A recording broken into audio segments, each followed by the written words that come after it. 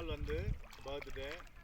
கர்த்தர் இம்மட்டமாக நடத்தின தேவன், தாயின் கருவிலிருந்து பேச சொல்லி அழைத்தது முதல் இன்று வரைக்கும் காத்து நடத்து வந்த தேவனுக்கு கொடான கொடி ஸ்தோத்திரம் சொல்லுகிறோம். இன்றைக்கு எனக்கு கொடுத்த கிஃப்ட் என்னன்னு கேட்டாக்கா, கர்த்தருடைய வசனம். எரேமியா 33:3 சொல்லுகிறது பிரகாரமாக, என்னை நோக்கி கூப்பிடு, நான் அப்பொழுது உனக்கு மறு உத்தரவு கொடுப்பேன் என்று சொன்ன வார்த்தை எரேமியா 33:3.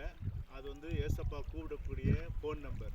என் தேவ பிள்ளைகளே, நீங்கள் எங்கேயாவது இந்த மாதிரி டூருக்கு போனீங்கன்னாக்கா அங்கே வந்து ஏசப்பாவை கூப்பிடலாம். வானத்துக்கு நேராக கைகளை உயர்த்தி யெகோவா ராஃபா, யெகோவா ஷாலோம், யெகோவா ஷம்மா, யெகோவா ஈரே, யெகோவா நிஷி என்று அவருடைய நாமங்களை சொல்லி அவரை அழைக்கும் போது அவர் வருகிற தேவனாக இருக்கார். தேவ பிள்ளைகளே, இந்த தேவன் வாக்குத்தத்தம் பண்ணினவர், அவர் வாக்கு மாறாதவர்.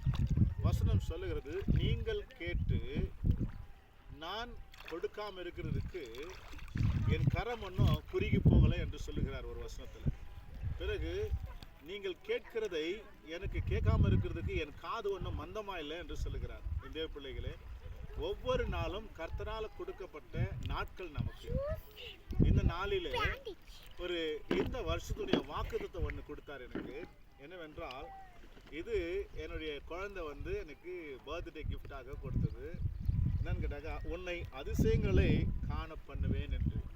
என்னன்னாக்கா, மீகா 7:15 சொல்லுது, உன்னை அதிசயங்களை காண செய்வேன்.